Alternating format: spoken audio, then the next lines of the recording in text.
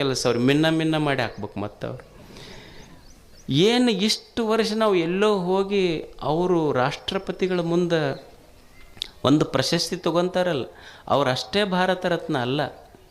ನಂದೊಂದು ಸಂಸಾರ ಚಂದ ನಡಿಬೇಕು ಅಂತ ತಿಳ್ಕೊಂಡು ನನ್ನ ಮಕ್ಕಳು ಓದಬೇಕು, ನನ್ನ ಗಂಡ ಊರಾಗ ಒಂದು ಹೆಸರು ಮಾಡಬೇಕು, ನಾವು ಇನ್ನೊಬ್ಬರ ಮನೆ ಮುಂದೆ ಕೈ ಒಡ್ಡಬಾರ್ದು, ನಮ್ಮದೊಂದು ಸುಂದರ ಸಂಸಾರ ಕಟ್ಟಬೇಕು ಅಂತ ನೂರಾರು ಕಷ್ಟಗಳನ್ನು ತಾಳಿಯೂ ಸಹಿತ ಇನ್ನೊಬ್ಬರಿಗೆ ಹೇಳಿದೆ ಸದಾ ದುಡಿಯುವ ಈ ದೇಶದ ತಾಯಂದಿರು ಭಾರತ ರತ್ನಗಳೇ, ಅವು ಸಹಿತ ಭಾರತ ರತ್ನ.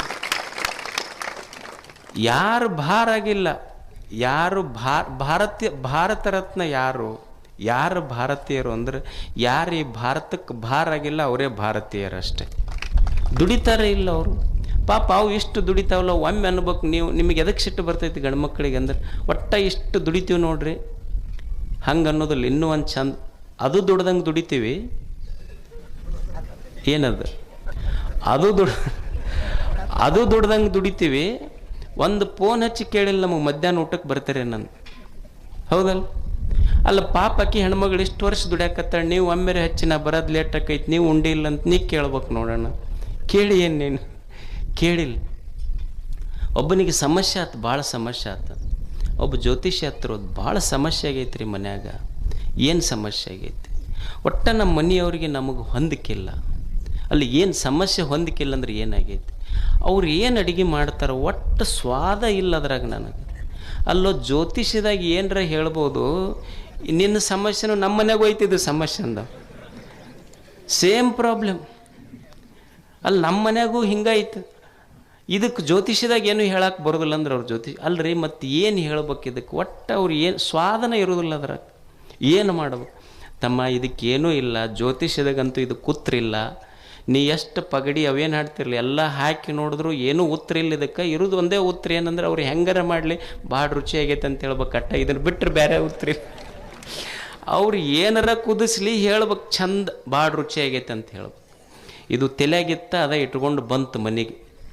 ಅವ್ರು ಅವತ್ತು ಹೋಳಿಗೆ ನೀಡಿದ್ರು ಇದಕ್ಕೆ. ಉಂಡವನ ಒಂದು ತುತ್ತು ಉಂಡಂದ ಇಂಥ ರುಚಿ ಹೋಳಿಗೆ ಎಂದೂ ಉಂಡಿಲ್ಲ ಅಂದ. ಕೊಟ್ಲು ಏಟೊಂದು 20 ವರ್ಷ ಮಾಡಿ ಹಾಕಿ ನೀವು ಒಮ್ಮೆ ರುಚಿ ಎಂದಿಲ್ಲ, ಇವತ್ತು ಮಗ್ಗಲ ಮನೆಯಕ್ಕೆ ಹೋಳಿಗೆ ಮಾಡಿ ಕೊಟ್ಟದಕ್ಕೆ ಎಷ್ಟು ರುಚಿ ಆತ? ಇಷ್ಟು ದಿವಸ ಮಾಡಿ ಹಾಕಿ ನಿನಗೆ ಒಂದು ದಿವಸರ ರುಚಿ ಎಂದಿಲ್ಲ ನೀನು.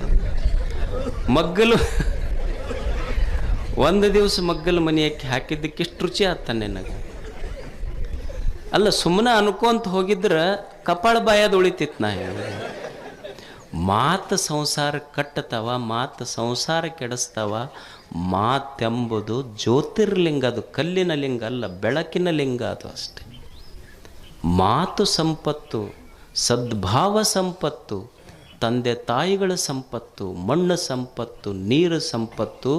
ಈ ವಿಶ್ವ ಏನಿದೆ ತೋರುವ ಅನಂತ ವಿಶ್ವವೇ ಸಂಪತ್ತು ಅಂತ ತಿಳ್ಕೊಂಡು ಬಿಟ್ಟರೆ ನಮ್ಮನ್ನು ಬಡತನನೇ ಬರೋದಿಲ್ಲ, ನಾವು ಬಡವರಾಗಿ ಉಳಿಯುವುದಿಲ್ಲ ಜಗತ್ತಿನಲ್ಲಿ. ಅದಕ್ಕೆ ಐಶ್ವರ್ಯ ಮೂಲ ಲಿಂಗಾರ್ಚನೆ ಎಂಬೆ ಇದು ದೇವನದು ಅಂತ ಪ್ರೀತಿಸಷ್ಟೆ. ಇದು ನಂದು ಅಂತ ಪ್ರೀತಿಸುವುದಲ್ಲ, ಇದು ದೇವರದು ಅಂತ ಪ್ರೀತಿಸುವುದು. ಇದು ಜೀವನ, ಈ ಜಗತ್ತೇನಿದೆ ದೇವ ಕೊಟ್ಟಾನ ಅಂತ ಪ್ರೀತಿಸಷ್ಟೆ. ಈಗ ನೀವೊಂದು ಮದುವೆಗೊಂದು ಮಾವ ಒಂದು ಉಂಗುರ ಹಾಕಿರ್ತಾನೆ, ಏನು ಎಲ್ಲರಿಗೆ ಬಲಗೈಯಾಗ ಹಾಕ್ಕೊಂಡು 4 ಬಟ್ಟು ತೋರಿಸ್ತಿರೋದಿಲ್ಲ, ಇದ ಮುಂದೆ ಮಾಡ್ತಿರ್ತಾನೆ ನಮಸ್ಕಾರ ಮಾಡುವಾಗ ಹೇಳುವಾಗ. ನನ್ನ ಕರೆದೆ ಅವ್ರು ಯಾರೂ ಕರೆದಿಲ್ಲ ಆದರೂ ಅಂದ್ರೆ ಒಬ್ಬ ಮಾವ ಸುಮ್ಮನೆ ಒಂದು ಉಂಗುರ ಕೊಟ್ಟಿದ್ದಕ್ಕೆ ಮಾವಿಗೆ ಅಷ್ಟು ಸಲ ನೆನಪಿಸ್ತೀವಿ. ಮಾವ ಒಂದು ಉಂಗುರ ಕೊಟ್ಟಿದ್ದಕ್ಕಿಷ್ಟು ನೆನಪಿಸ್ತೀವಿ. ಮಹಾದೇವ ಒಂದು ಬದುಕ ಕೊಟ್ಟಾನ, ಈ ಜಗತ್ತು ಕೊಟ್ಟಾನ, ಅವನನ್ನು ಎಷ್ಟು ನೆನಪಿಸಬಾರ. ಈ ಸುಂದರವಾದ ಜೀವನ ಜಗತ್ತು ಇದು ಸಂಪತ್ತಿದು ಅಷ್ಟೇ ಅಂತ ತಿಳ್ಕೊಂಡು ಬದುಕುವುದು. ಮೋಕ್ಷ ಮೂಲ ಘಟ ಸಂತೃಪ್ತಿ ಎಂಬೆ. ಮೋಕ್ಷ ಅಂದ್ರೆ ನಾವೇನು ತಿಳ್ಕೊಂಡಿವಿ, ಎಲ್ಲ ಮುಗಿದ ಮೇಲೆ ಎಲ್ಲೋ ಆಗೋದಂತ ತಿಳ್ಕೊಂಡಿವಿ. ಮೋಕ್ಷ ಇದರ ಅರ್ಥ ದುಃಖವಿಲ್ಲದ ಸ್ಥಿತಿ ಅಷ್ಟೇ, ದುಃಖ ಇರಲಾರ್ದಂಗೆ ಇರೋದು. ಆನಂದವೇ ಮೋಕ್ಷ. ಆನಂದ ಇದ್ದಿ ಅಂದ್ರೆ ಅದೇ ಮೋಕ್ಷದ ಸ್ಥಿತಿ ಅಷ್ಟೇ. ಅದಕ್ಕೆ ದುಃಖ ಯಾಕಾತು ಅಂದ್ರೆ ಬಯಸ್ತೀವಲ್ಲ, ಅದಕ್ಕೆ ದುಃಖ ಆಗೈತಿ. ಏನೋ ಬಯಸ್ತೀವಲ್ಲ ದುಃಖ ಆಗ್ತೈತಿ. ದುಃಖ ಯಾಕಾತ ಮನುಷ್ಯಾಗಂದ್ರೆ ಏನೋ ಬಯಸ್ತೀವಿ ನಾವು, ಅದಕ್ಕೆ ದುಃಖ ಆಗ್ತೈತಿ. ಮತ್ತು ನೀವು ಅನ್ಬೋದು, ಮತ್ತು ಬಯಸಲಿಲ್ಲ ಅಂದ್ರೆ ಜೀವನ ನಡೀತೈತೆ ಏನ್ರಿ ಗುರುಗಳ? ಬಯಸಿದ್ರೆ ದುಃಖ ಐತೆ ಅಂತ ನೀವು ಅಂತೀರಲ್ಲ, ಬಯಸದೇ ಇದ್ದರೆ ಜೀವನ ನಡೀತೈತೇನು? ಈಗ ಒಬ್ಬ ವಿದ್ಯಾರ್ಥಿ ಅದಾನ, ಓದ್ತಾನೆ ಅವ ಪಾಪ ಕಷ್ಟಪಟ್ಟು, ಫಸ್ಟ್ ರ್ಯಾಂಕ್ ಬರಬೇಕು ಅಂತ ಬಯಸಬಾರ್ದೇನು? ಒಬ್ಬ ಯುವಕ ಅದಾನ, ವ್ಯಾಪಾರ ಮಾಡ್ತಾನೆ, ನಾನು ಲಾಭ ತೆಗಿಬೇಕು ಅಂತ ಬಯಸಬಾರ್ದೇನು? ಒಬ್ಬ ಓದು ಹುಡುಗದ, ನಾನು IAS ಮಾಡಬೇಕು, UPSC ಕೋಚಿಂಗ್ ತೊಗೊಂಡು ಪಾಸ್ ಆಗಬೇಕು ಅಂತಾನೆ. ಅಲ್ಲ, ಬಯಸೋದು ತಪ್ಪೈತೇನು? ಬಯಸೋದು ತಪ್ಪಲ್ಲ. ಯಾಕೆ ಬಯಸಬಾರ್ದು ಅಂದರು ಅಂದ್ರೆ, ಬಯಸಿದ್ದು ತಪ್ಪಲ್ಲ, ನಾನು ಬಯಸಿದ್ದೆಲ್ಲ ಈಡೇರ್ತೈತೆ ಅನ್ನೋದು ತಪ್ಪು ಈ ಜಗತ್ತಿನೊಳಗೆ. ಅದರಿಂದ ದುಃಖ ಆಗೈತಿ. ಬಯಸೋದು ತಪ್ಪಲ್ಲ, ಬಯಸಿದ್ದೆಲ್ಲ ಈಡೇರ್ಬೇಕಂತೀವಲ್ಲ ಅದು ತಪ್ಪು. ಈ ಜಗತ್ತಿನೊಳಗೆ ನಾವೇನು ಬಯಸೀವಿ, ಬಯಸಿದ್ದು ಸಿಕ್ಕಿಲ್ಲ, ಬಯಸಿದಷ್ಟು ಸಿಕ್ಕಿಲ್ಲ, ಬಯಸಿದವರು ಸಿಕ್ಕಿಲ್ಲ, ಸಿಕ್ಕವ್ರು ನಾ ಬಯಸ್ದಂಗಿಲ್ಲ. ಇದು ಜಗತ್ತಿನ ವಿಪರ್ಯಾಸ. ಇದು ಬಯಸಿದ್ದು ಸಿಕ್ಕಿಲ್ಲ, ಬಯಸಿದಷ್ಟು ಸಿಕ್ಕಿಲ್ಲ, ಬಯಸಿದವರು ಸಿಕ್ಕಿಲ್ಲ, ಸಿಕ್ಕವ್ರು ನಾ ಬಯಸ್ದಂಗಿಲ್ಲ. ಇದು ವಿಪರ್ಯಾಸ. ಅದಕ್ಕೆ ನಾ ಅನ್ಕೊಂಡಂಗೆ ಏನೂ ನಡೆಯುವುದಿಲ್ಲ ಈ ಜಗತ್ತಿನೊಳಗೆ. ಜಗತ್ತು ಹೆಂಗಿರ್ತೈತಿ ಹಂಗೆ ನಾವು ಒಪ್ಕೊಂಡು ಬದುಕುವುದನ್ನು ಕಲಿಬೇಕಿಲ್ಲ ಅಷ್ಟೆ. ಈ ಜಗತ್ತೈತಲ್ಲ, ಇದು ಎಷ್ಟು ಕೋಟಿ ಜನ ಅದೀವಿ ನಾವಿಲ್ಲಿ.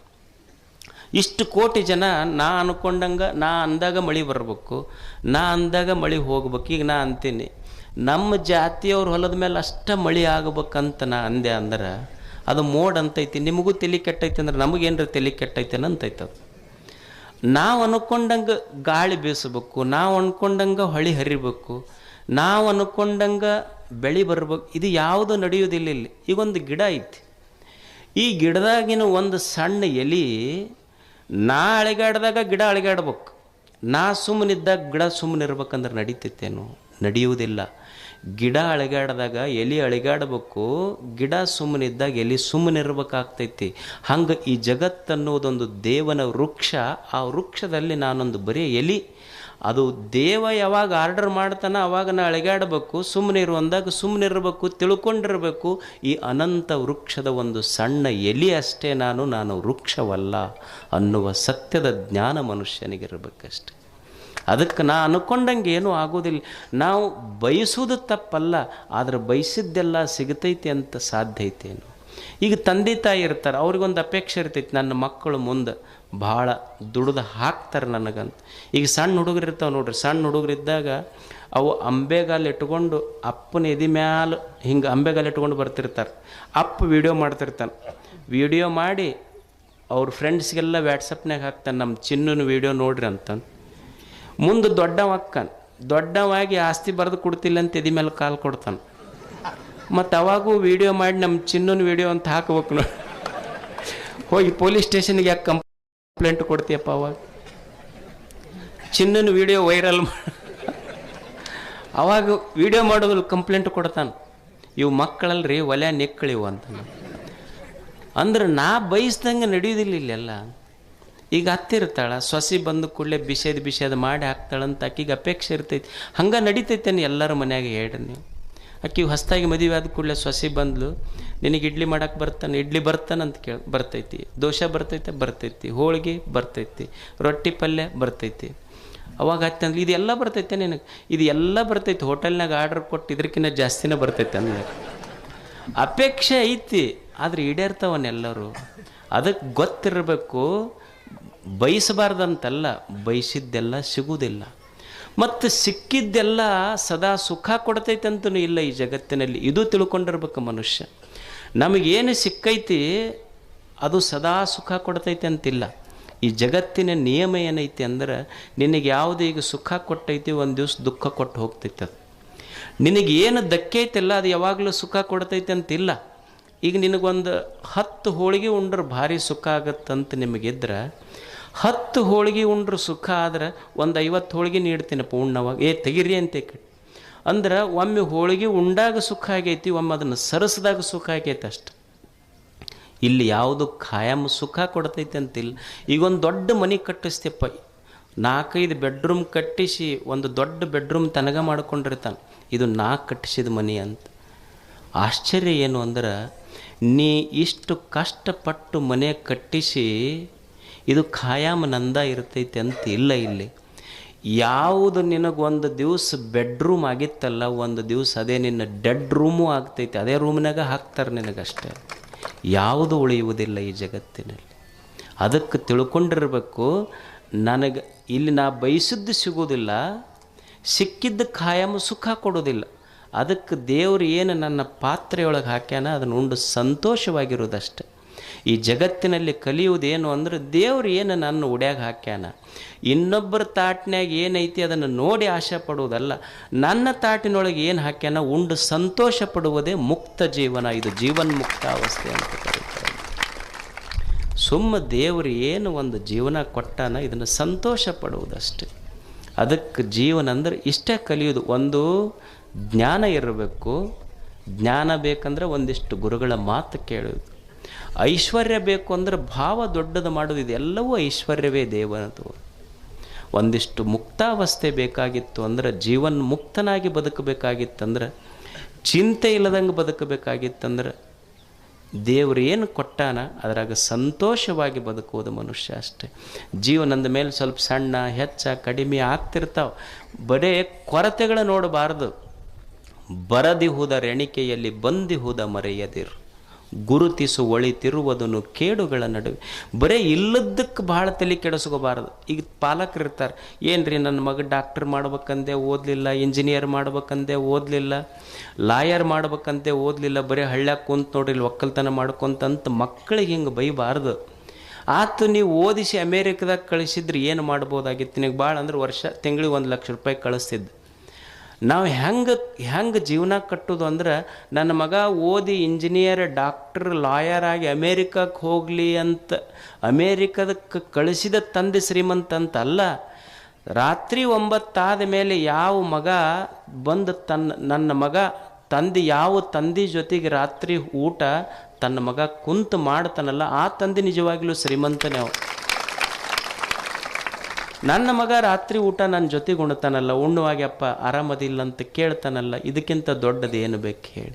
ಏನೈತಿ ಅದನ್ನು ಒಪ್ಕೋ, ಇದ್ದಿದ್ದನ್ನು ಗೌರವಿಸು ಮೊದಲು. ಈಗ ನಮಗೊಂದು ಸಣ್ಣ ಬಿಳೆ ಕೂದಲು ಬರ್ತೈತಿ, ಒಂದು ಬಿಳೆ ಕೂದಲು ಬಂದ್ರೆ ಸಾಕು, ಹಂಗೆ ಆ ಕಡೆ ಈ ಕಡೆ ಕನ್ನಡಿಯಾಗ ನೋಡ್ತಿರ್ತೀವಿ ನಾವು. ಏನು ಅದನ್ನು ತೆಗೆದಿದ್ದು ಒಂದೇ ಬಂದೈತೆ, ಅದು ಇನ್ನೂ ಭಾಳ ಬಂದಿಲ್ಲ. ಒಂದೇ ಬಿಳೆ ಇಷ್ಟು ತಲೆ ತುಂಬ ದೇವ್ರ ಕರೆ ಕೂದಲ ಕೊಟ್ಟರು ನಮ್ಮ ಲಕ್ಷ್ಯ ಅದ್ರ ಕಡೆ ಇಲ್ಲ, ಒಂದು ಬಿಳೆ ಕೂದಲ ಕಡೆ ಹೋಗ್ತಿರ್ತೈತಿ. ಅಲ್ಲಿ ಬಿಳೆ ಕೂದಲು ಬರಬಾರ್ದ ಹೆಂಗೆ? ಜೀವನದ ಮೇಲೆ ಮತ್ತು ವಯಸ್ಸಾದ ಮೇಲೆ ಬರೋದಲ್ಲ. ಈಗ ನೀವು ಊಟ ಮಾಡ್ತೀರಿ, ಊಟ ಮಾಡುವಾಗ ಮೊದಲು ರೊಟ್ಟಿ ಉಣ್ತೀರಿ, ಆಮೇಲೆ ಹೋಳಿಗೆ ಉಣ್ತೀರಿ, ಹುಗ್ಗಿ ಉಣ್ತೀರಿ, ಕೊನೆಗೆ ಏನು ಉಣ್ತೀರಿ? ಅನ್ನ ಉಣ್ತೀರಿ. ಅನ್ನ ಹೆಂಗಿರ್ತೈತೆ? ಅದು ಬೆಳಗಿರ್ತೈತಿ. ಅಂದ್ರೆ ನೀವು ಹೋದಾಗ ಅನ್ನ ಉಣ್ಣಾಕತ್ರು ಅಂದ್ರೆ ಊಟ ಮುಗ್ಯಾಕೆ ಬಂದೈತೆ ಅಂತ ತಿಳ್ಕೊಬೇಕು. ಮತ್ತು ತಲೆಯಾಗ ಬೆಳೆ ಕೂದಲು ಬಂದು ಅಂದ್ರೆ ಜೀವನ ಮುಗ್ಯಾಕೆ ಬಂದೈತೆ ಅಂತ ತಿಳ್ಕೊಬೇಕು ಅಷ್ಟೇ. ಇದು ಜೀವನ, ಇದು ಅಷ್ಟೇ, ಇದು ಜೀವನ ಇದು. ಅದಕ್ಕೆ ಏನು ಇಲ್ಲದಕ್ಕೆ ನೀವು ಹಳ್ಳ್ಯಾಗ ಅನ್ನೋದಿಲ್ಲ, ಇಲ್ಲದ ಕೇಳಿ ಗಲ್ಲ ಬಡಿಸ್ಕೊಂಡ್ರೆ ಅನ್ನೋದಿಲ್ಲ. ಇಲ್ಲದ್ರ ಕಡೆ ತಲೆ ಕೆಡಿಸ್ಕೋಬೇಡ. ಏನು ದೇವರು ಕೊಟ್ಟಾನ ಅದನ್ನು ಆನಂದದಿಂದ ಅನುಭವಿಸು. ಇದು ಜೀವನ್ಮುಕ್ತ ಅವಸ್ಥೆ ಇದೆ. ಅದಕ್ಕೆ ಮನುಷ್ಯ ಈ ಪ್ರಪಂಚದೊಳಗೆ ಇರಬೇಕು, ಪರಮಾರ್ಥವನ್ನು ಬಿಟ್ಟಿರಬಾರ್ದು.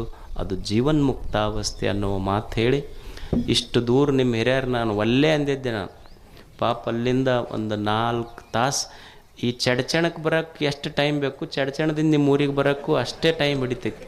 ಕೊಪ್ಪ ಟು ಚಡ್ಚಣ ಟು ಉಮ್ರಾಜ್ ಅಷ್ಟೇ ಹಿಡಿತೈತಿ. ಆದರೆ ನಿಮ್ಮೆಲ್ಲರ ಮನಸ್ಸು ನೋಡಿದ್ರೆ ದಣಿವು ಅನ್ನಿಸೋದಿಲ್ಲ. ಎಷ್ಟು ಖುಷಿ! ಏನು ದೇವರು ಬೇರೆ ಕಡೆ ಇಲ್ಲ. ಇಷ್ಟು ಕೆಸರಿನೊಳಗೂ ಕುಂತು 4 ಒಳ್ಳೆಯ ಮಾತುಗಳನ್ನು ಕೇಳುವ ಹಸನ್ ಮುಖಗಳದವಲ್ಲ, ಇದೆ ಅಲ್ಲೇ ಆ ಮುಖದೊಳಗೆ ದೇವರದನ್ನು ಬೇರೆ ಕಡೆ ಇಲ್ಲ ಇಲ್ಲಿ. ಮತ್ತು ನಿಮಗಿಷ್ಟು ಹೊಗಳ್ಕೊಂತಿದ್ರೆ ಸುಮ್ಮನೆ ಕೊಡ್ತೀರಿ, ಇಲ್ಲಾಂದ್ರೆ ಎದ್ದೆದ್ದು ಹೋಗೋರು ನೀವು ಅಷ್ಟೇ. ಏನು ಇಷ್ಟು ಸಂತೋಷವಾಗಿ ಪೂಜ್ಯರ ಮಾತುಗಳನ್ನು ಕೇಳಿದ್ರಿ, ನಮ್ಮ ಮಾತುಗಳನ್ನು ಕೇಳಿದ್ರಿ. ನಿಮಗೆಲ್ಲ ಒಳ್ಳೆಯದಾಗಲಿ, ಭಗವಂತ ಸದಾ ತಮಗೆ ಅನುಗ್ರಹ ಮಾಡಲಿ ಅಂತ ಹಾರೈಸಿ ನಮ್ಮ ಮಾತುಗಳನ್ನು ಮುಗಿಸ್ತಾರೆ.